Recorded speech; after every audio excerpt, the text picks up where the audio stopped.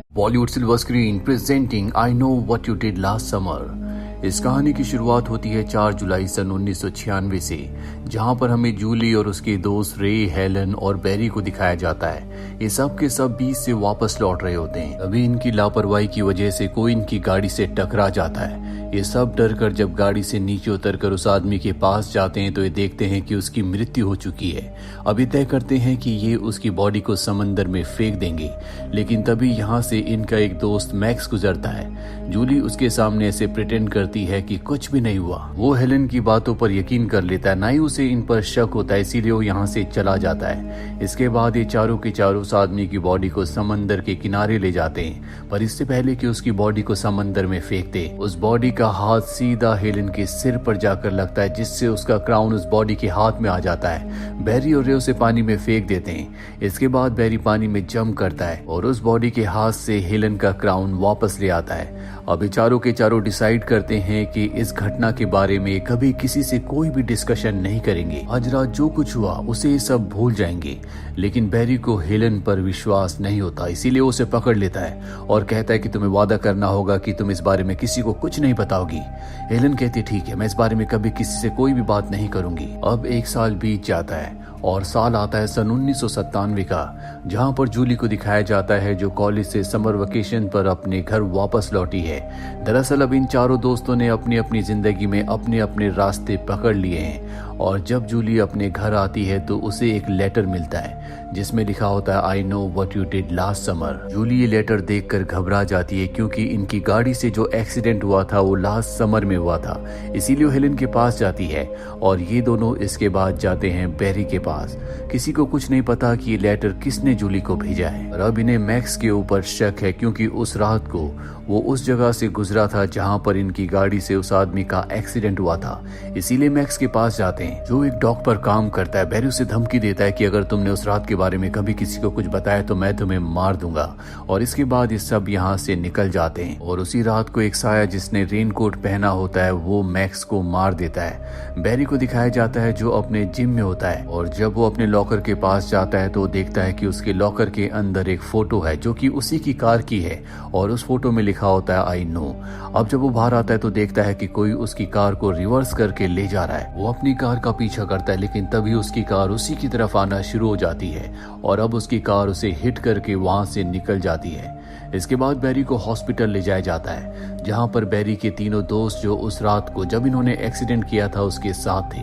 ये बैरी से पूछते हैं कि तुम्हें किसने हिट किया। बैरी कहता है कि मैं उसका चेहरा नहीं देख पाया और अब यहाँ पर ये तहकीकात करना शुरू कर देते हैं कि उस रात को इन्होंने किसे हिट किया था। जूली एक न्यूज़पेपर में आर्टिकल देखती है जिससे उसे पता चलता है कि उस रात को जिस आदमी का एक्सीडेंट हुआ था उसका नाम डेविड है और अब जूली और हेलन दोनों डेविड के घर जाते हैं जहां पर ये डेविड की बहन से मिलते हैं जिसका नाम मिसी है। मिसी बताती है कि मेरे भाई की मृत्यु के बाद हमारा पूरा परिवार बिखर गया, पूरी तरह से टूट गए थे, लेकिन उस रात को मेरे भाई का दोस्त जिसका नाम बिली ब्लू है वो हमारे घर आया था। उसने हमें सांत्वना दिया। अब ये दोनों के दोनों यहाँ से चले जाते हैं और उसी रात को हमें हेलन के घर पर उसी ओवरकोट वाले आदमी को दिखाया जाता है जिसने मैक्स को मारा था। जब हेलन अपने घर पहुंचती है तो वो आदमी उसकी अलमीरा में छुप जाता है। हेलन इस बात से पूरी तरह से अनजान होती है कि उसके घर में वो हत्यारा छुपा हुआ है। वो रात को सो जाती है और जब वो सुबह उठती है तो देखती है कि किसी ने उसके बाल काट दिए। ये देखकर हेलन डर जाती है। वो अपने मिरर के सामने जाती है जहाँ मिरर पर लिखा होता है सून, यानी कि बहुत जल्दी उसकी बारी है। वहीं दूसरी तरफ हमें जूली को दिखाया जाता है। जब वो कार ड्राइव करती है तो उसे एहसास होता है कि उसकी गाड़ी में कोई है। गाड़ी रोककर जब वो डिक्की चेक करती है तो उसमें मैक्स की बॉडी होती है जिससे वो पूरी तरह से डर जाती है। वो अपने दोस्तों के पास आती है और बताती है कि डिक्की में मैक्स की बॉडी है। जूली के साथ हेलन और बैरी आते, लेकिन जब वो डिक्की खोलते तो उसमें कोई भी बॉडी नहीं होती और अब तीनों को लगता है कि इनका जो चौथा साथी था जिसका नाम रे है वो ये सब कर रहा है क्योंकि वो इनके साथ अब नहीं रहता। साथ ही इन चारों के अलावा उस रात के बारे में कोई नहीं जानता, इसीलिए रे के पास जाते हैं। जाते बैरी उसे एक पंच मारता है लेकिन रे उसे बताता है कि मुझे भी कुछ धमकी भरे लेटर्स मिले हैं, मैंने तुम में से किसी को भी डराने की कोशिश नहीं की। और अब आता है 4 जुलाई का दिन जब हेलन का शो होता है और जब वो अपने शो में परफॉर्म कर रही होती है तो देखती है कि उसका दोस्त बैरी ऊपर से उसका शो देख रहा है और तभी उसके पीछे वो रेनकोट ओवरकोट वाला आदमी आ जाता है जो सबको मार रहा है। वो बैरी के ऊपर हमला करता है है। हेलन ने देखकर चीख पड़ती है। वो उसे बचाने के लिए ऊपर जाना चाहती है, लेकिन अब यहाँ पर पुलिस आ जाती है और जब हेलन पुलिस के साथ ऊपर आती है तो वहाँ पर कोई भी नहीं होता। हेलन बहुत ज्यादा डर चुकी होती है, इसीलिए पुलिस वाला कहता है कि मैं तुम्हें घर छोड़ देता हूँ। पुलिस वाला उसे अपनी गाड़ी में उसके घर की तरफ ले जाता है और तब ये देखते हैं कि रास्ते में एक गाड़ी खड़ी है जो खराब हो गई है और उसे एक रेनकोट वाला आदमी ठीक कर रहा है। पुलिस वाला उसकी मदद करने के लिए जाता है। हालांकि हेलन उसे रोकना चाहती है, लेकिन अब बहुत देर हो चुकी है। वो रेनकोट वाला आदमी पुलिस वाले को मार देता और इसके बाद वो हेलन की तरफ बढ़ता है। हेलन किसी तरह से गाड़ी का शीशा तोड़कर वहां से उस स्टोर में भाग जाती है जहां पर वो खुद काम करती है। वहां पर उसकी कोवर्कर भी होती है, लेकिन वहां भी वो रेनकोट वाला आदमी पहुंच जाता है। पहले वो उसकी कोवर्कर को मारता है और अब वो हेलन का पीछा करना शुरू करता है। हेलन अपनी जान बचाने के लिए ऊपर से खिड़की खोलकर नीचे कूद जाती है और जब वो भाग रही होती है तभी उसके सामने वो रेनकोट मैन आ जाता है। वो उसे मार देता है। आज पूरे शहर में परेड होती है, इसीलिए कोई उसकी चीख की आवाज नहीं सुनता। वहीं हमें जूली को दिखाया जाता है जो एक बार फिर से डेविड के घर जाती है और उसकी बहन से मिलती है। डेविड की बहन बताती है कि डेविड की गर्लफ्रेंड की मृत्यु हो गई थी, जिस सदमे को बर्दाश्त नहीं कर पाया और उसने अपनी जान ले ली। वो उसे अपने भाई का वो नोट भी दिखाती है जो उसने मरने से पहले लिखा था।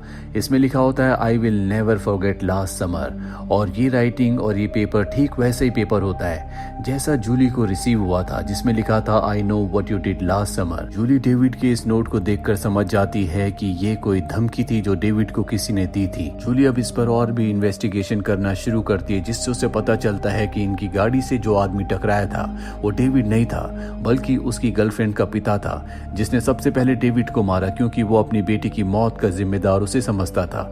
इसीलिए उसने बदला लेने के लिए डेविड को मारा और जब वो उसे मारकर लौट रहा था तभी वो इनकी गाड़ी से टकराया, जिससे उसकी मृत्यु हो गई। और अब ये सारी की सारी बातें बताने के लिए जूली अपने चौथे साथी रे के पास जाती है, लेकिन रे उसकी बातों पर विश्वास नहीं करता। वे जूली की नजर बोट पर जाती है जिसका नाम होता है बिली ब्लू। ये देखकर उसे याद आता है कि डेविड की बहन ने बताया था कि डेविड की जब मृत्यु हुई थी तो उसका दोस्त इनके पास आया था और इन्हें सांत्वना दिया था जिसका नाम बिली ब्लू था। और इससे पहले कि वो कुछ समझ पाती तभी एक आदमी निकलता है और वो रे को बेहोश कर देता है। और अब जूली अपनी जान बचाने के लिए बोट के केबिन में जाती है, जहाँ वो केबिन के अंदर देखती है कि वहां पर उसके और उसके दोस्तों से रिलेटेड बहुत सारे आर्टिकल्स लगे होते हैं। वो समझ जाती है कि ये उसी खूनी की बोट है जिसने उसके दो दोस्तों को मार दिया है। और अब बोट चलना शुरू हो जाती है और समंदर के बीच में पहुंच जाती है और तभी यहाँ पर वो आदमी आता है जिसने रे को बेहोश किया था, जिसकी ये बोट है। वो बताता है कि मैं डेविड की गर्लफ्रेंड का पिता हूँ, मेरा नाम बेन है। और अब बेन जूली को मारना चाहता है। जूली अपनी जान बचाने के लिए नीचे भागती है। वहीं रे को दिखाया जाता है जिसे होश आ चुका है और वो जूली की जान बचाने के लिए एक मोटर बोट से इस बड़ी बोट तक आ जाता है। वहां पर वो बेन को देखता है और ऊपर से रिगिंग से उसके ऊपर हमला करता है, जिससे वो गिर जाता है। और अब वो जूली के साथ यहाँ से भागने की कोशिश करता है, लेकिन बेन एक बार फिर से खड़ा होकर उस पर हमला कर देता है, जिससे रे नीचे गिर जाता है। इसके बाद वो जूली को पकड़ लेता है। जूली कहती है कि उस रात को वो सिर्फ एक हादसा था, एक्सीडेंट था। बेन कहता है किसी को हिट करके वहाँ पानी में फेंक देना ये कोई एक्सीडेंट नहीं होता, जिससे हमें पता चलता है कि बेन को पानी में फेंकने के बाद भी वो जिंदा था, जिसके बाद वो ऊपर आया और आज भी वो जिंदा, इसीलिए वो अपना बदला इन सब से लेना चाहता है। और इससे पहले कि वो जूली को मारता, रे उठकर उसके हाथ को रस्सी में फंसाकर ऊपर लटका देता है, जिसके बाद उसे समंदर में फेंक देता है और इस तरह से उसकी मृत्यु हो जाती है। यहाँ पर रे और जूली एक दूसरे को गले से लगा लेते हैं। दरअसल पहले एक दूसरे के बहुत क्लोज थे, लेकिन उस हादसे के बाद ये एक दूसरे से अलग हो गए। यहाँ पर ये एक दूसरे से प्यार का इजहार करते हैं। अब पुलिस भी यहाँ पर आती है, लेकिन बेन की बॉडी नहीं मिलती। अब इस हादसे को एक साल और गुजर जाता है। ये साल होता है 1998 का, जहाँ पर जूली को दिखाया जाता है कि वो बॉस्टन में अपने कॉलेज में है और जब वो शावर लेने के लिए अंदर जाती है तो वो देखती है कि ग्लास का जो डोर है वहाँ पर लिखा है आई स्टिल नो, जो पढ़ने के बाद वो डर जाती है। पर इससे पहले कि वो यहाँ से निकलती, उसी डोर से एक काला साया निकलता है, जिसे देखकर वो चीख पड़ती है। और इसी के साथ ये कहानी यहीं पर खत्म हो जाती है। इस कहानी के बाकी के पार्ट्स भी हैं, जिनके लिंक्स हमने नीचे डिस्क्रिप्शन में दिए हैं, आप उन पार्ट्स को भी जरूर देखें।